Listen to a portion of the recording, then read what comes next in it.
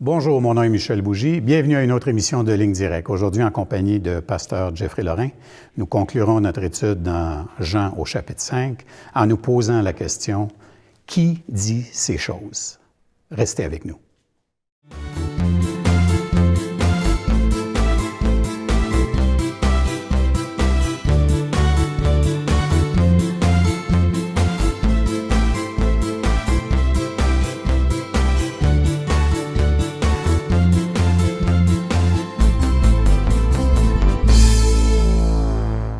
Bonjour, pasteur Jeff. Bonjour, Michel. En forme? Oui, en grande forme, par la grâce de Dieu. Toi aussi? Oui, tout à J'espère que nos fait. auditeurs aussi sont en forme. J'espère que nos auditeurs aussi sont en forme, absolument. Alors, on va remettre notre émission au Seigneur. Oui, et puis aujourd'hui, on va regarder un principe très important dans la parole de Dieu et qui aussi gère nos vies sans qu'on s'en rende compte trop, mais ceux qui nous disent quelque chose, est-ce que la vérité, en d'autres mots, est simplement objective, séparée de toute personne, ou est-ce qu'il y a une participation qui dit et ça devient donc vrai? OK, on va essayer, je ne sais pas si c'est trop clair mon affaire, mais on va éclaircir. On va éclaircir. Alors, Seigneur, avant d'aller plus loin, on te demande encore une fois de bénir nos autorités physiques, nos autorités gouvernementales, civiles, pour que tu puisses, Seigneur Dieu, nous accorder une vie paisible et tranquille en toute piété devant toi. Que la grâce commune, la grâce qu'il y a dans nos pays, cette grâce qui nous permet non seulement de manger, mais d'en avoir après pour des œuvres que tu prépares, cette santé que tu nous accordes, la paix dans le pays. S'il vous plaît, Seigneur Dieu, bénis notre pays, bénis nos autorités, honore ceux qui sont honorables et enlève, Seigneur Dieu, ceux qui sont corrompus, ceux qui vraiment amènent une honte sur cette haute fonction très importante dans notre société. Seigneur Jésus, accorde-nous ta parole. Saint-Esprit de Dieu, illumine les yeux de notre entendement. S'il vous plaît, accorde-nous la parole. Accorde-nous cette parole. Enseigne-nous-la, Seigneur, s'il vous plaît, au nom de Jésus, et merci d'avance. Amen. Amen. Alors, dans notre poursuite de l'étude de Jean, on est rendu au chapitre 5 et on est rendu au verset 31, et puis je vais me permettre de le lire jusqu'à la fin du texte. D'accord, lui. Donc, verset 31, « Si c'est moi qui rends témoignage de moi-même, mon témoignage n'est pas vrai. Il y a un autre qui rend témoignage de moi, et je sais que le témoignage qu'il rend de moi est vrai. Vous avez envoyé vers Jean, et il a rendu témoignage à la vérité. Pour moi, ce n'est pas d'un homme que je reçois le témoignage, mais je dis ceci afin que vous soyez sauvés. Jean était la lampe qui brûle et qui luit, et vous avez voulu vous réjouir 1 heure à sa lumière. Moi, j'ai un témoignage plus grand que celui de Jean.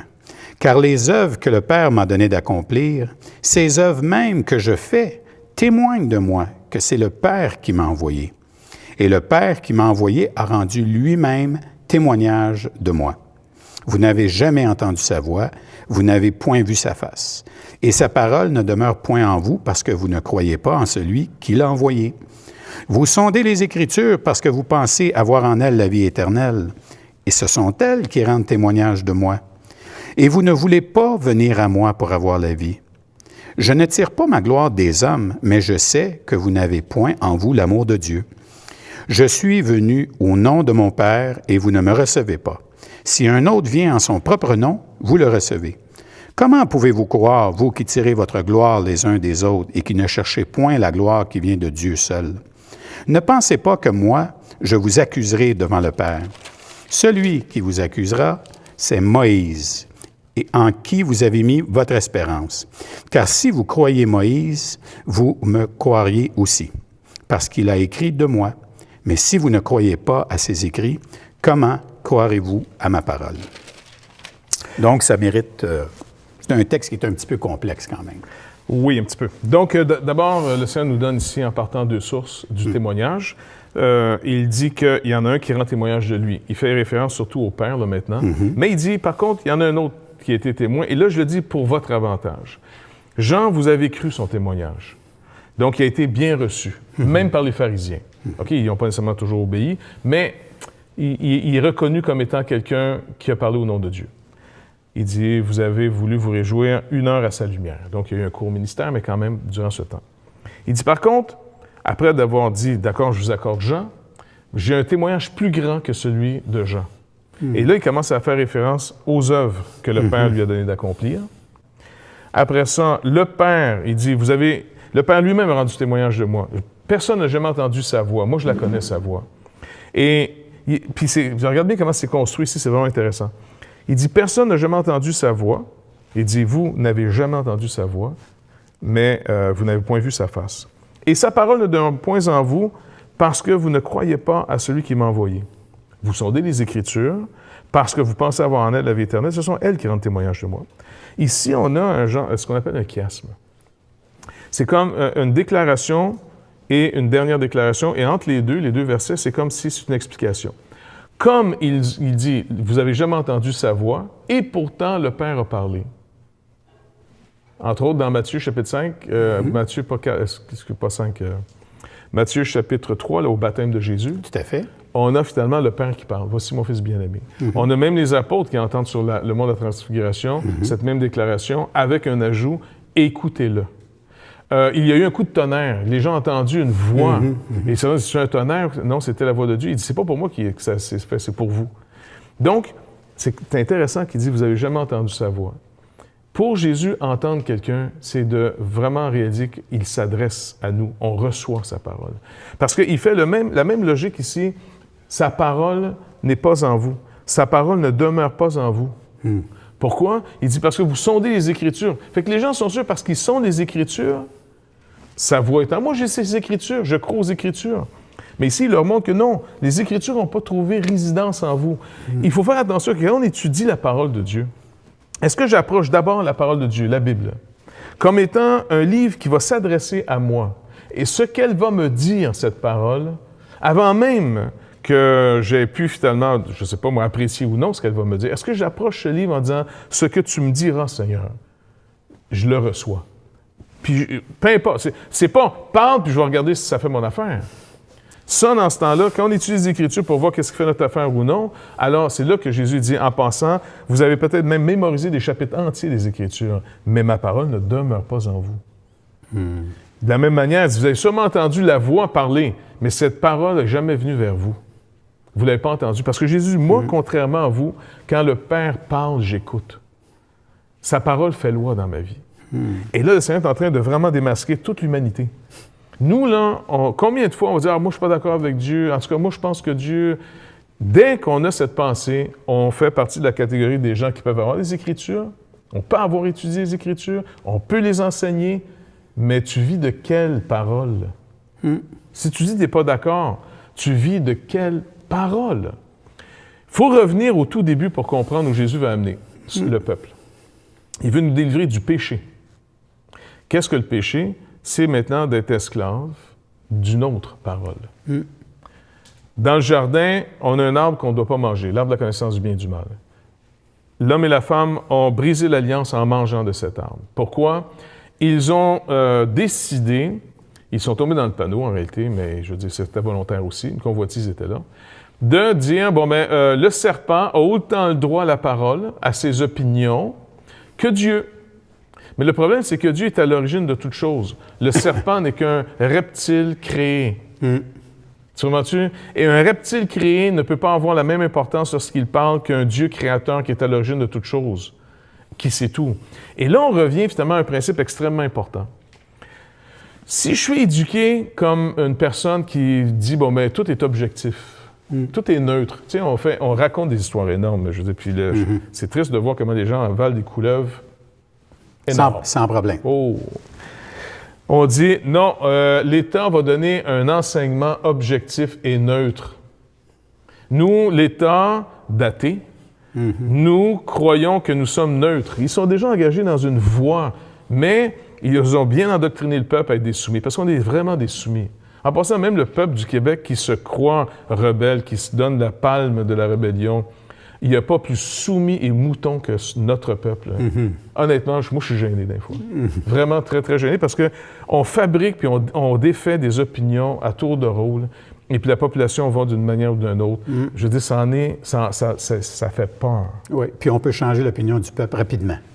Mais un artiste ou deux, une chanson ou deux, un petit téléroman ici, puis tout le monde est embarqué dans le trip. Ça en est fantastique. Bref, mais on se croit très autonome. On se croit très libre penseur.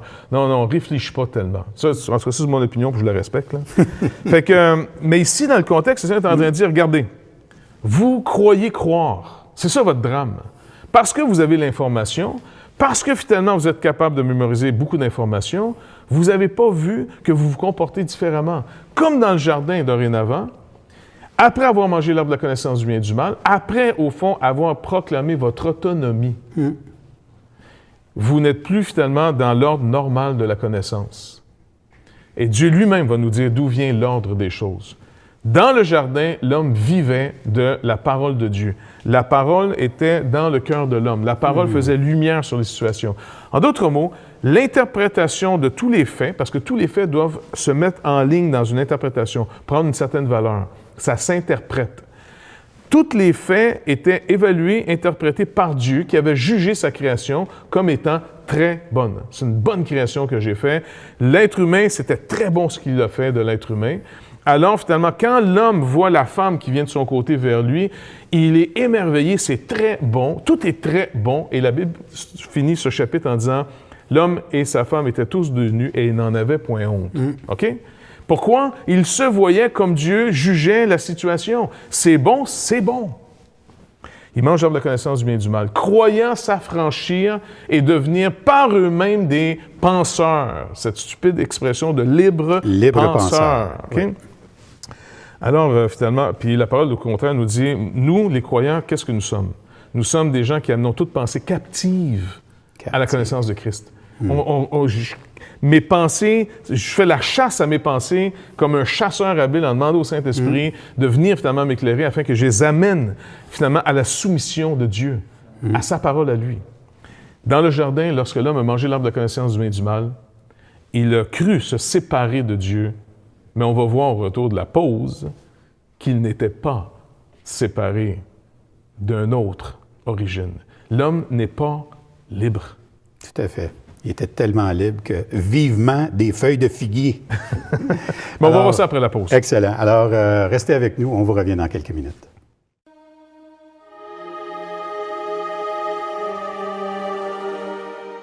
Touchrétien.tv va être une ouverture, un outil qui va nous dépasser. Et tous les espoirs sont permis. Touchrétien.com est donc là pour rester et grandir. Ce grand portail constitue en lui-même une plateforme unique d'études et d'échanges entre les chrétiens du Canada francophone et de la francophonie tout entière. Touchrétien.com, un vecteur d'évangélisation unique au service de l'Église de Jésus-Christ. Pour les gens qui ont envie de vivre une relation avec Jésus-Christ, je crois que là, ils vont trouver quelque chose qui ressemble à leur temps et qui répond à des besoins de tous les membres de leur famille.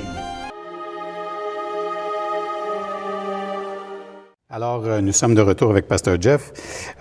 Donc, on est en train de parler, on est revenu dans la Genèse et là, on parle justement de cette autre parole qu'on a entendue qui supposément devait nous rendre libres. Parce que chacun de nous est habité par une parole. Chacun de nous est habité par un logos, un discours, une raison. OK? Et puis, qu'est-ce que l'homme naturel maintenant? Comment on vient dans ce monde? On vient dans ce monde habité par une parole qui n'est plus la parole de Dieu. Et le drame, c'est qu'on se raconte des histoires, surtout avec un athéisme qui pousse cette fantaisie, que je pense de manière neutre. Ça n'existe pas, la neutralité. Non. Point final. C'est pour ça que si vous livrez vos enfants pour leur éducation, informez-vous dans quelle direction ils vont les amener. Quel est le but? À quoi ils veulent les façonner? Donc, tout ça pour nous dire que dans le jardin, ils ont mangé l'arbre de la connaissance du bien et du mal. Le malin, représenté ici par le serpent, un reptile finalement habile, mais qui est quand même qu'une créature. Même le malin, en passant, n'est qu'une créature. Donc, qu'est-ce qui est arrivé? On a dit que la parole d'une créature peut être mise sur le même pied que la parole du Créateur. Que quelque chose de temporaire peut avoir autant de poids que quelque chose d'éternel. Alors, finalement, l'homme est tombé dans le panneau gros comme une maison. Et il s'est cru, peut-être pour un temps, affranchi. Mais il n'a jamais été affranchi parce que pensant, entre guillemets, d'une source, d'une autorité, celle de Dieu, dans laquelle il voyait et marchait et pensait et vivait, c'était la parole de Dieu qui l'habitait pour lui donner l'heure juste sur ce que Dieu donnait comme sens à sa création et donc à lui-même. Alors l'homme, finalement, en mangeant l'arbre de la connaissance du bien et du mal, est séparé de cette source. Cette lumière s'éteint. Il n'y a plus accès à cette lumière. Maintenant, dans le jardin, il a honte. Après avoir mangé de la connaissance du bien et du mal, il a honte de ce qu'il est. Il y a une autre lumière maintenant. Il y a d'autres choses qui l'éclairent. Alors, il se cache, surtout quand il entend la parole de Dieu. Cette parole qui, normalement, lui donne l'heure juste, elle vient vers lui pour l'instruire. Dieu savait très bien ce qui se passait, mais bref, elle vient vers lui. Et l'homme se cache de cette parole. Comme l'homme naturel, aujourd'hui, se cache à toutes les fois les gens entendent parler de Dieu, c'est le flip total. OK? Maintenant, l'homme dit, j'ai eu peur, je me suis caché. Parce que j'étais nu. Maintenant, la Bible a été écrite de manière assez fantastique. Les yeux de l'un et de l'autre s'ouvrirent. Ils connurent qu'ils étaient nus. Mais ça veut dire connaître que nous, là, si on veut avoir un esprit dit scientifique, c'est que tu expérimentes, tu compares. Mais comment tu peux comparer un état si tu n'as pas un deuxième état? Bien, c'est ça, nu pour eux autres, ça voulait dire quoi? Écoute, tu n'as jamais vu quelqu'un d'habillé ici? Mais non, c'est ça. Va? Mais non. Alors, d'où vient que tu es gêné de ta condition? Et c'est là qu'il lui dit, qui t'a appris que tu es nu? Et tant que les gens ne voient pas cette vérité fondamentale, ils sont sûrs que le salut, c'est simplement le pardon de petites erreurs ou des grosses, ou c'est Dieu veut m'améliorer, Non, non. C'est tant que j'ai pas vu que je suis dans ce monde sous le Dieu des minuscules, ou celui qui veut être Dieu de ce monde, l'ennemi, l'esprit qui agit dans les fils de la rébellion, comme Paul dit, tant que j'ai pas vu finalement que je suis orienté, alors finalement, mon salut est très superficiel, ma compréhension est très superficielle. Et je suis dans toutes sortes de choses pour essayer de m'améliorer, et ainsi de suite. Le Seigneur dit, non. Ma parole, qui est proclamée par les Écritures, doit pénétrer dans ta vie. Ou pour le mettre différemment, la parole de Dieu jugeait que la condition de l'homme était bonne. Il mange l'arbre de la connaissance du bien et du mal. Il est devenu dorénavant esclave d'une autre perception, celle du malin. Le malin, il a dit, non, moi, je vois que tu es un Dieu. Eh bien, l'homme, finalement, quand il a mangé la connaissance du bien et du mal, il est pas mal loin du Dieu qu'il pensait qu'il était. Tu comprends-tu? Il est même devenu gêné. Premier cas de fausse publicité. Oui. Et là, après, il va devenir finalement un accusateur. As-tu mangé l'arbre que je t'ai défendu? Et là, il va répondre des faits qui sont sujets à interprétation. Il n'y en avait pas avant de ça. Il y avait juste la lumière de Dieu. Puis quand Dieu te pose une question, as-tu mangé l'arbre que je t'ai défendu? Oui ou non? Je peux te dire oui ou non. Il n'a pas répondu oui, puis il n'a pas répondu non. Il a dit, la femme que tu as placée auprès de moi m'en a donné à manger, je l'ai pris. C'est presque accusateur. C'est accusateur. Il met des faits. Il met en question le jugement de Dieu qui n'est pas bon que l'homme soit seul, je vais lui faire un être semblable à lui. Oui. Satan devient donc le bouc émissaire. Et 2, Dieu a un mauvais jugement sur les situations. Tu sais, je suis victime, en d'autres mots, Adam va dire. Je suis victime de ton jugement, Dieu. Je suis victime, finalement, du cadeau que tu m'as donné. Et c'est là que l'être humain, ici, pour être sauvé, comment le Seigneur nous sauve, vient reconnaître à la croix ta condamnation. As-tu péché? Et combien de gens vont répondre comme Adam? Écoute, tu ne peux pas répondre oui ou non, ça va m'incriminer. Voici. Ma mère, mon père, la société, tu vas faire. Puis, non, écoute, as-tu péché, oui ou non? Ouais. Christ, il dit, je suis venu sauver ce qui est perdu. Es-tu perdu, oui ou non? Veux-tu être guéri? Veux-tu être guéri, oui. Écoute, tu sais, je suis à la piscine maintenant, il n'y a personne. Veux-tu être guéri, oui ou non? Oui ou non? Veux-tu être sauvé, oui ou non? Et c'est comme ça que notre nouvelle vie commence en Jésus-Christ. Oui, j'ai besoin d'être sauvé, je reconnais que je suis perdu. Alors oui, Seigneur, sois mon sauveur. Écoute, tu es le Seigneur, sauve-moi. Sinon, c'est clair. On s'excuse devant Dieu, et puis finalement, le Seigneur n'est pas venu chercher des justes en disant, écoute, si tu as eu raison de faire le mal, péris, mon pauvre toi. Tu me dis que le mal que tu as fait, c'était ce qu'il fallait faire. Maudit soit l'homme qui appelle bien, mal, mal, bien. Lumière, ténèbres, ténèbres, lumière. Vrai? Donc, il dit, hey, à moins que tu reconnaisses, quand je te pose une question, c'est oui ou c'est non, donne-moi pas des faits. Parce que les faits doivent être interprétés. Tu connais l'histoire du capitaine? Qui, à un moment donné, il n'aimait pas son premier. Tu sais, oui, c'est une bonne histoire. Et puis, il veut le mettre dans le trouble. Ouais. Sa journée de congé à l'officier en question, puis il est dans sa chambre, puis bon, il a pris un peu trop de rhum. Mais il est resté dans sa chambre, il n'a pas fait de désordre, mais il est un peu chaud. OK? Donc, le lendemain matin, il reprend son poste, un petit peu la tête lourde, un petit peu, mais tout ça allait. Et il regarde dans le carnet de bord du capitaine, parce qu'il commence la journée. Oh! Il dit, bon, voici la journée, parce qu'il veut prendre des informations. Mais le capitaine finit avec un commentaire sur lui. Le premier, aujourd'hui, hier, c'est-à-dire aujourd'hui, pendant la journée de la veille, a bu et était ivre.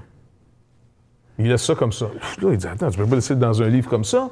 Ça quiconque va... Non, puis là, il va voir le capitaine, vous n'avez pas le droit de marquer ça, c'était ma journée de congé, je n'étais pas en service. Écoutez, est-ce que c'est vrai que vous avez bu? Oui. Est-ce que c'est vrai que vous étiez ivre? Oui, mais c'était ma journée de congé. Non, je ne vous demande pas, est-ce que ce que j'ai marqué, est-ce que c'est vrai ou c'est faux?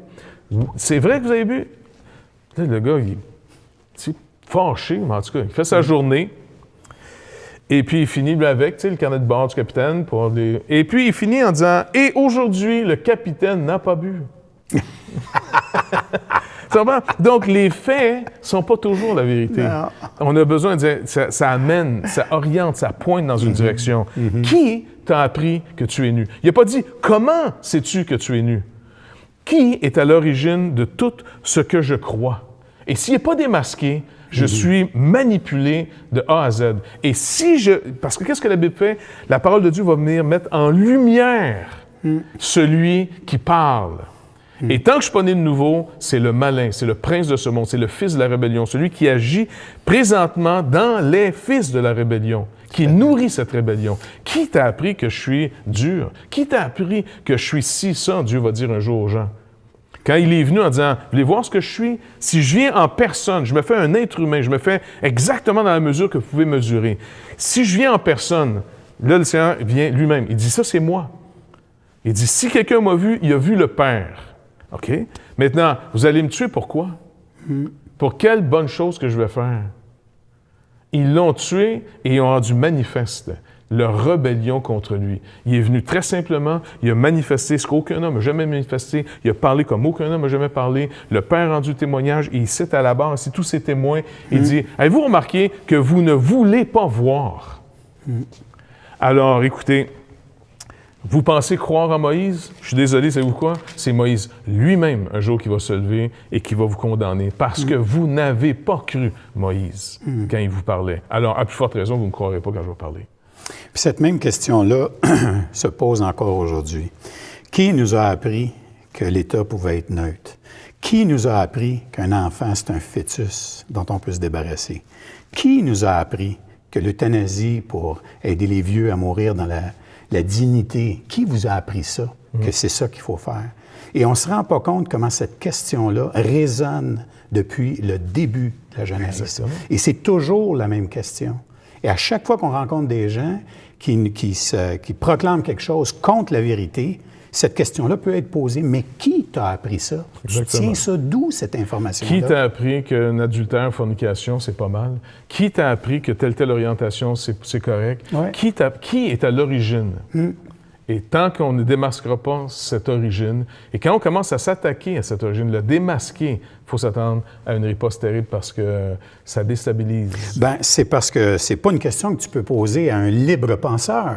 Non. Normalement, pourtant, un intello, le libre penseur, serait capable d'exprimer d'où lui vient sa pensée. Il l'a tiré de qui? Et d'avoir une réflexion. Mais comme c'est difficile d'avoir cette conversation-là. Et en plus de ça, si tu as le malheur d'utiliser le Dieu, des fois, à la limite, ça passe. Mais dès que tu utilises le nom de Jésus-Christ dans une conversation, et boy, la conversation, elle change assez rapidement. Bien, ça nous montre que finalement, le Seigneur a vraiment été établi par le Père comme étant le nom au-dessus de tout nom. Il y a un pouvoir dans le nom de Jésus. Oui, il y a littéralement un pouvoir, exactement, oui. Qu'on le reconnaisse ou non, il y a un pouvoir. Oui. On ne peut pas rester insensible. Non, absolument pas. Et donc, c'est une question que nous aussi, on peut se poser, surtout en tant que croyants maintenant. Je suis entré dans un chemin où, régulièrement, le Père peut me poser la même question régulièrement. As-tu péché? Est-ce que tu t'es mis en colère? Est-ce que tu as méprisé ton frère? Oui ou non? Et puis, il dit, si on confesse nos fautes, si on confesse nos transgressions, on les abandonne parce qu'on les reconnaît comme vraies. Il t'a dit pour vrai, Seigneur, je suis d'accord avec toi. Alors, le sang de Christ nous purifie de tout péché. Il restaure la communion. Et dans cette communion, j'entre maintenant dans une parole qui est la sienne. Pas juste dans une information que je lis par les Écritures. Cette parole vient en moi, elle fait loi. Elle produit des désirs nouveaux. Les désirs que produisent l'esprit vont à l'encontre des désirs que produisent la chair. Les deux ont une source différente. Un, c'est Dieu. L'autre, c'est le prince de ce monde. Alors, il n'y a pas de neutralité. Tu habites quelqu'un. Qui t'a appris? Qui est derrière ce que tu crois? Et je pense qu'on peut juste en rester là. Tout à fait. Merci beaucoup. Et puis, ça conclut notre émission pour aujourd'hui. On vous remercie d'avoir été avec nous. Et puis, on vous rappelle que vos commentaires sont les bienvenus. Vous pouvez nous écrire à info@labibleparle.com. Vous pouvez aussi consulter nos archives en allant sur labibleparle.com ou toutchrétien.com. Merci d'avoir été avec nous. À la prochaine.